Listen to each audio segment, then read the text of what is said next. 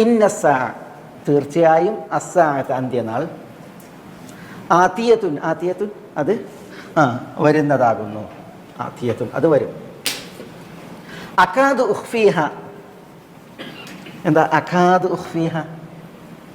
കുറേ ഒരു അകാദു പിന്നെ ഉഖ്ഫീഹ രണ്ടും ഇതേപോലെ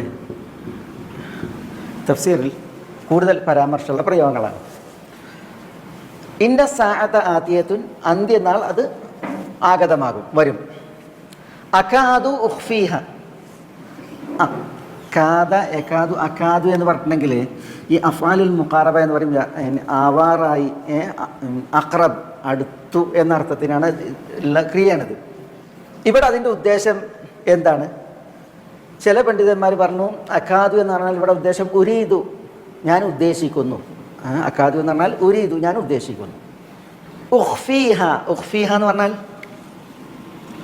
എന്താ? ഉഖ്ഫീഹ അതിനെ മറക്കാൻ, ഗോപ്യമാക്കാൻ. അകാദു ഉഖ്ഫീഹ ഈ അന്ത്യനാളിനെ, ഉഖ്ഫി അസാ അന്ത്യനാളിനെ മറക്കുവാൻ, ഗോപ്യമാക്കുവാൻ ഞാൻ ഉദ്ദേശിക്കുന്നു എന്ന് പറഞ്ഞാൽ അന്ത്യനാളിൻ്റെ സമയം അത് വ്യക്തമാക്കാതെ അത് ആളുകൾക്ക് മറക്കുവാൻ, ഗോപ്യമാക്കുവാൻ ഞാൻ ഉദ്ദേശിക്കുന്നു. അതാണ് അവിടെ ഒരർത്ഥം. ഈ ഉഖ്ഫി എന്നുള്ള ക്രിയ അത് വിപരീതാർത്ഥങ്ങൾക്ക് പ്രയോഗിക്കും.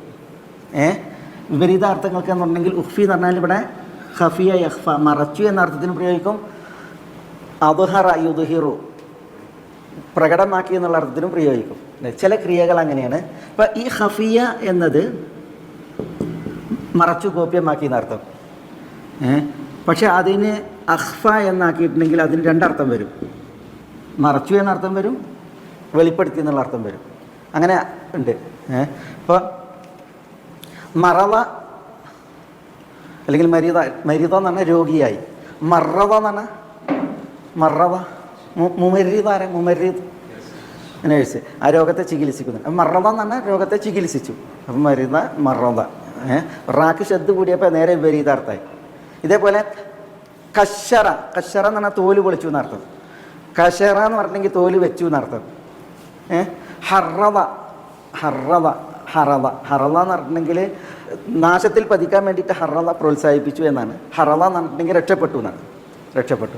ഇങ്ങനെ പിന്നെ ഈ ചില വിപരീതാർത്ഥങ്ങൾ തരുന്ന പദങ്ങളുണ്ട്. അതിൽപ്പെട്ടതാണ് ഈ ഉഖ്ഫി അഖ്ഫ എന്നുള്ളത്.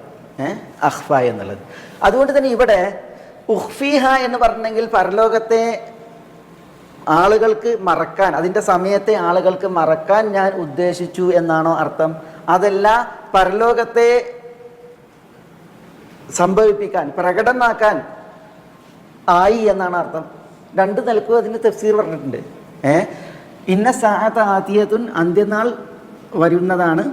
അകാദു ഉഖ്ഫീഹ അതിനെ ഞാൻ മറക്കാൻ, അതിൻ്റെ സമയം അതെപ്പോൾ സംഭവിക്കുമെന്ന കാര്യം അതിനെ ആളുകളിനെ തൊട്ട് മറക്കാൻ ഞാൻ ഉദ്ദേശിച്ചു, അങ്ങനെ അർത്ഥം പറഞ്ഞിട്ടുണ്ട്. അകാദു ഉഖ്ഫീഹ അതിനെ സംഭവിപ്പിക്കുവാൻ സമയമെടുത്തു എന്ന അർത്ഥവും അതിന് പറഞ്ഞിട്ടുണ്ട്. ചിലർ പറഞ്ഞത് അകാദു ഉഖ്ഫീഹ അൻ നഫ്സി എന്നാണ്. അല്ലാഹു സുബ്ഹാനഹു വ തആല പറയുന്നത് ഞാൻ അതിനെ മറക്കാറായി, അതിൻ്റെ സമയത്തെ ഞാൻ വ്യക്തമാക്കാതെ വ്യംഗ്യമാക്കാൻ ആയി. അൻ നഫ്സി എന്ന് പറഞ്ഞാൽ അള്ളാഹു പറയുന്നത് എന്നെ തൊട്ട്. പിന്നെ എങ്ങനെ ഞാൻ, എന്നിട്ടല്ലേ ഞാൻ ആളുകൾക്ക് എന്ത് ചെയ്യുക, അത് പ്രകടമാക്കുക. അതായത് അറബികളുടെ ഒരു ശൈലിയാണ്. ഞാൻ എനിക്ക് തന്നെ അത് വ്യക്തമാക്കാതിരിക്കാൻ ഭാവിച്ചു, പിന്നല്ലേ ഞാൻ നാട്ടുകാരോട് പറയാം. ആ രീതിയിലുള്ള ഒരു പ്രയോഗമാണ് അള്ളാഹു സുബ്ഹാനഹു വ തആല അകാദു ഉഖ്ഫീഹ ഈ അന്ത്യനാളിൽ സംഭവിക്കുന്ന സമയം അതിനെ ഞാൻ എനിക്ക് തന്നെ മറക്കാൻ ഉദ്ദേശിച്ചു, പിന്നെയല്ലേ ഞാൻ അതിനെ ആളുകൾക്ക് പ്രകടമാക്കുക അല്ലെങ്കിൽ വെളിപ്പെടുത്തുക. അത് ഇല്ല, ഞാൻ അതിൻ്റെ സമയം മറച്ചിരിക്കുന്നു. ഇങ്ങനെ പല രീതിയിൽ അർത്ഥം വെച്ചിട്ടുണ്ട്.